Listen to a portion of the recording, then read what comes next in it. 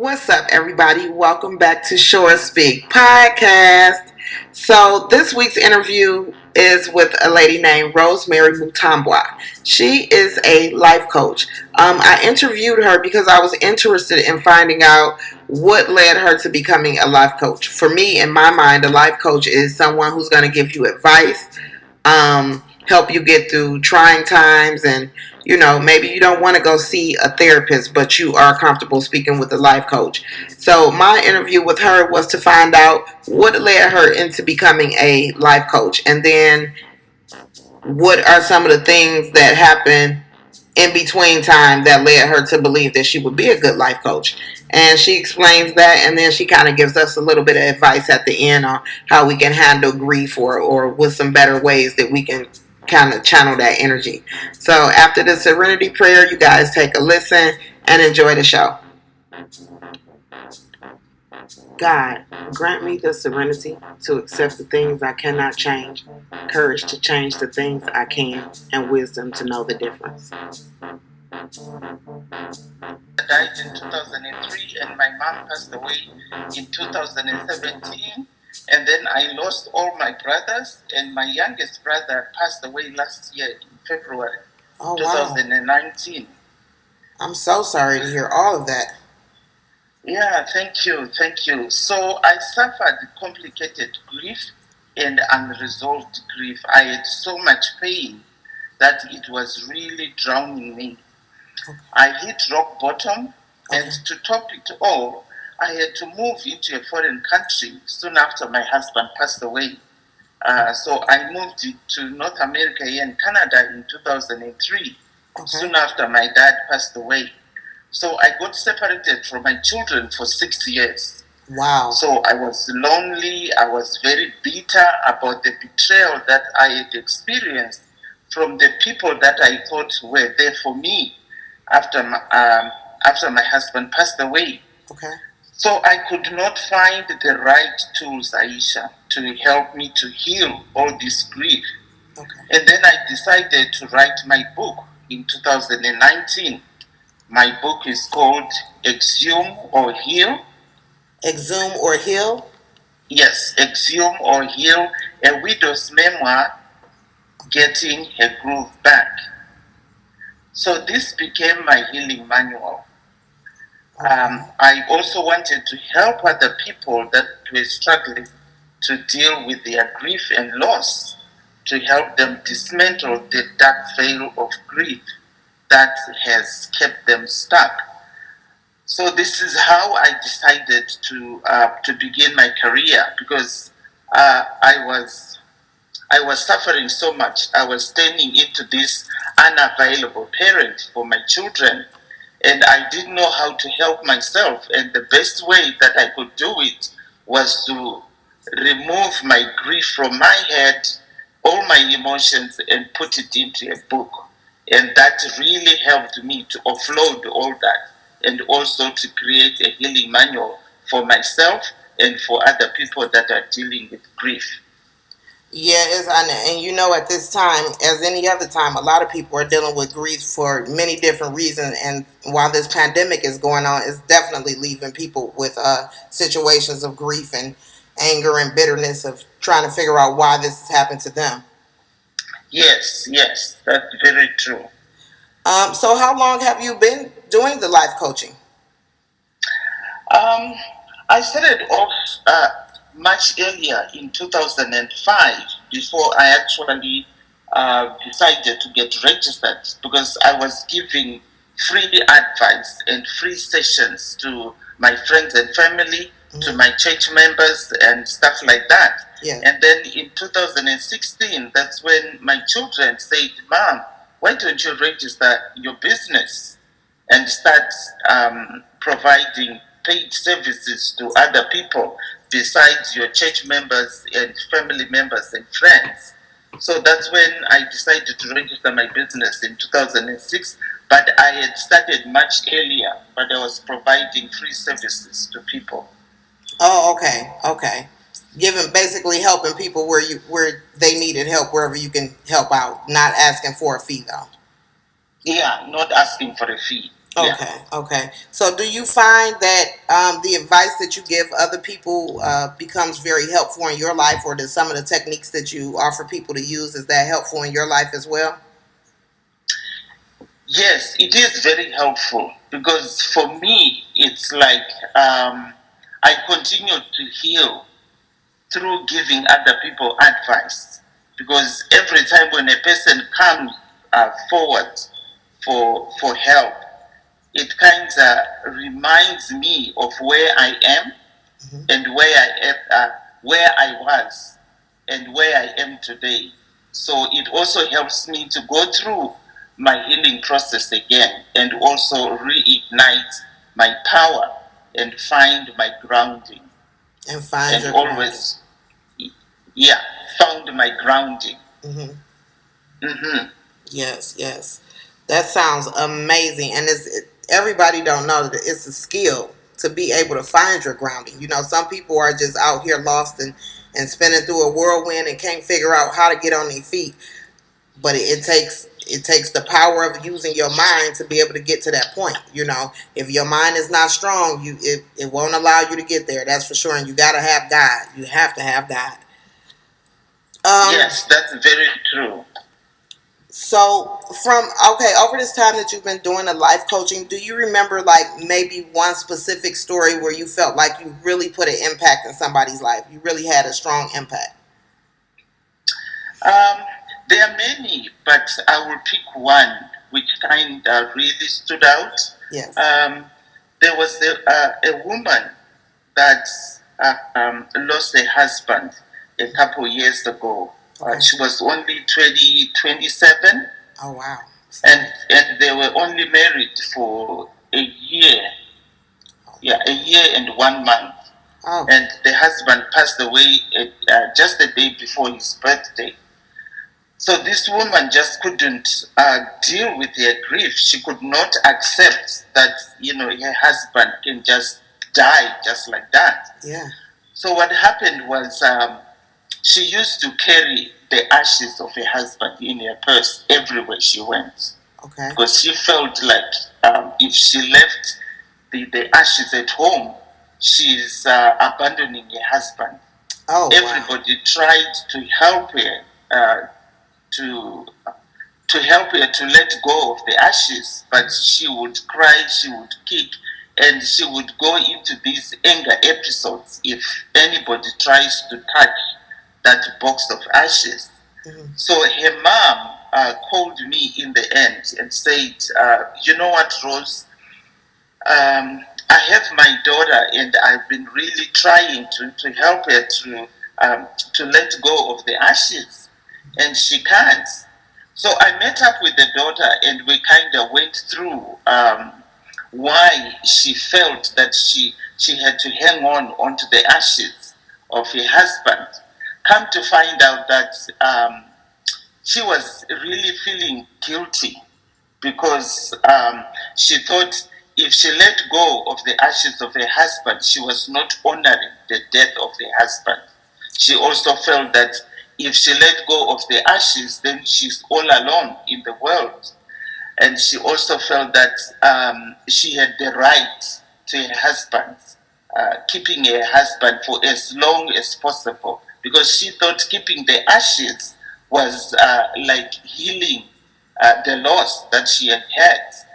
But after we went through a couple of sessions, Mm-hmm. just to make sure that she could understand that holding on to the ashes is not going to bring back her husband. One, two, holding on to the ashes is not doing her any good. It's actually a painful reminder that she has to carry these ashes everywhere she go.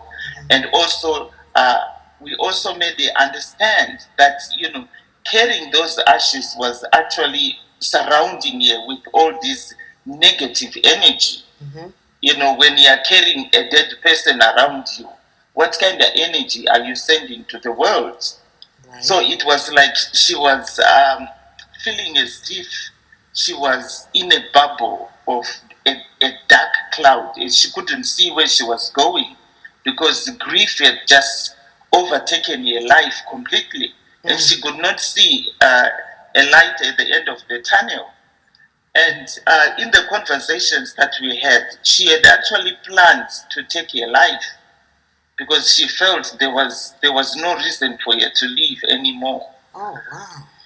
Yeah, so I was really happy that I was able to break that code. And when she finally released her ashes, she cried for 2 days.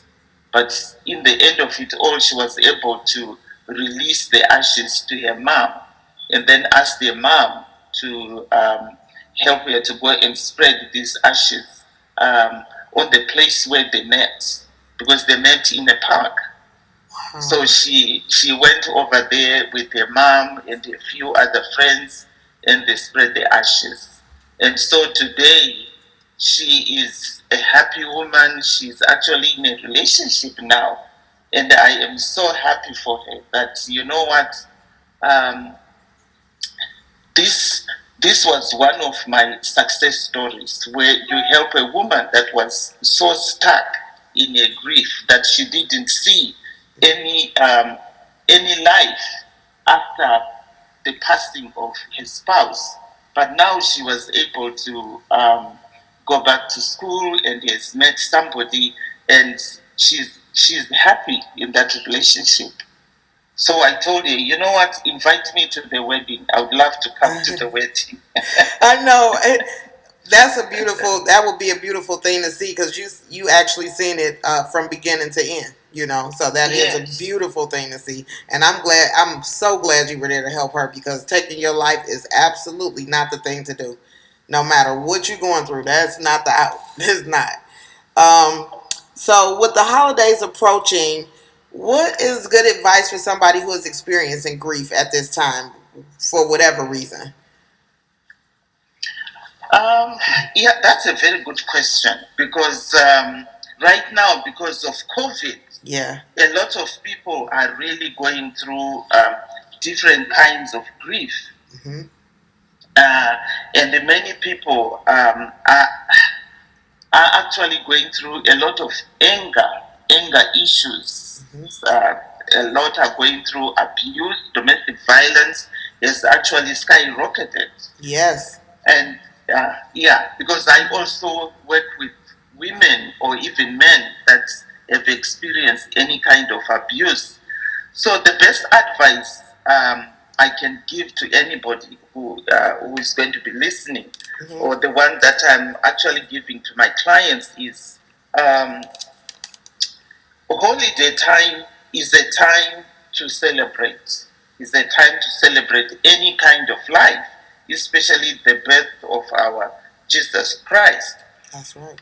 Take your time to grieve if you want to grieve during this season, because I've also realized that this could be the first Christmas that some people are having to celebrate without their loved ones.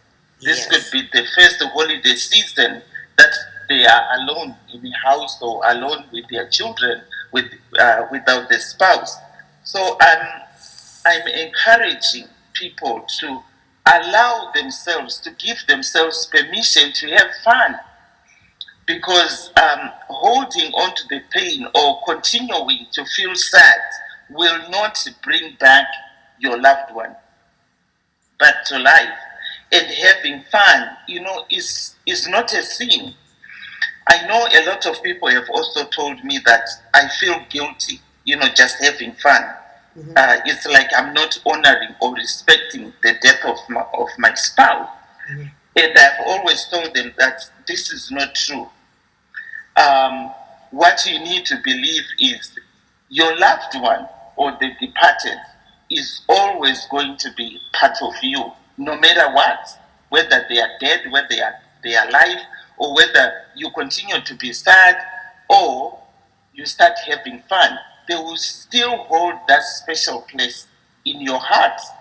So, yourself being happy, showing compassion to yourself, is also going to promote your healing process. It's also going to bring positive energy to you. It's also going to help you improve your well being. what help is it going to be if you continue feeling sad, if you continue imposing all this pain on you? You are not going to be able to be a useful individual in your community, even to yourself. I've always believed that for you to be a productive individual in the community, you have to be healthy. Yes. You have to have very good mental health. Your emotions have to be in place. You have to be healthy physically. You have to have very strong emotional intelligence.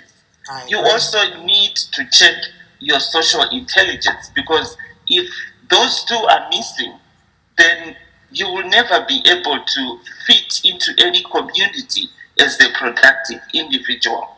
And I've always said to my clients, well, if you feel that, going to the grave of the loved one, if they are departed, and put flowers on Christmas Day, that will help you to heal, do it. Do it. Do the best you can to make sure that your emotional health is in check, because a lot of people are sliding into depression. A lot of people um, committing suicide because they just cannot deal with their emotions. Yep. And I've always told them that, you know what, healing is a journey. You can never heal in one day. It's a process, and everybody deals with pain differently. So, if you think being happy during the holiday season is not honoring the death of your loved one, that's doing yourself a disfavor. According to me, that's being very disrespectful to yourself and to your loved one that has departed. That's self-destructive behavior, because you are not taking care of yourself. For you to be able to take care of yourself, you have to be able to have taken care of yourself first. Yes. Then you can have enough energy to take care of other people. So during this festive season, practice a lot of compassion to yourself. Be kind to yourself.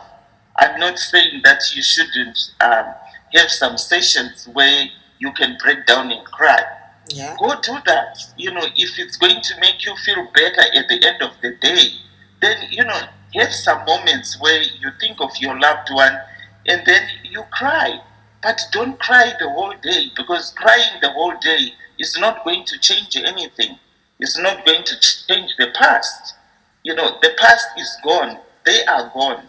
But you can change your future starting from today. What are you going to do for yourself? Because the departed, they are gone. Now it's all about you, not about them. But I know a lot of people, because of culture, we come from a diverse culture, Yes. in the whole world. Yeah. People respect their departed in different ways. But let's look at our cultural beliefs. Do they serve you today, right now? Are they serving you a purpose? Are they helping you to heal? Or they are actually pulling you down to hit rock bottom again? And you have to analyze where you at. Where are you at this moment? Yes. And where you're going in life. That's right. That's right. Well, Ms. Rosemary, I really appreciate your time. You have given us a whole lot of gems to just harp on and use this information to better help ourselves, And if anybody wanted to reach you, they can certainly reach you at roseslifecoaching.com. Is that right? Correct. Okay, so I want to make sure that people have that out there, because just listening to you and I can feel your vibe, I know that you are able to help people, and I know that from the experiences that you have had so far, you have an in-depth look on how things can go in different ways to handle what people would consider to be bad situations. So Yes. I just want to say again, I really appreciate you coming onto the show, giving us those nuggets of information, and we will talk again soon.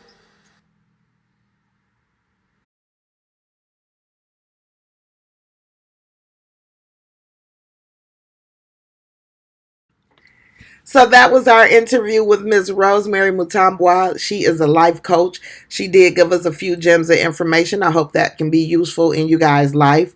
That is about it for this week. So thank you for joining me on Sure Speak Podcast, and I will see you guys next week.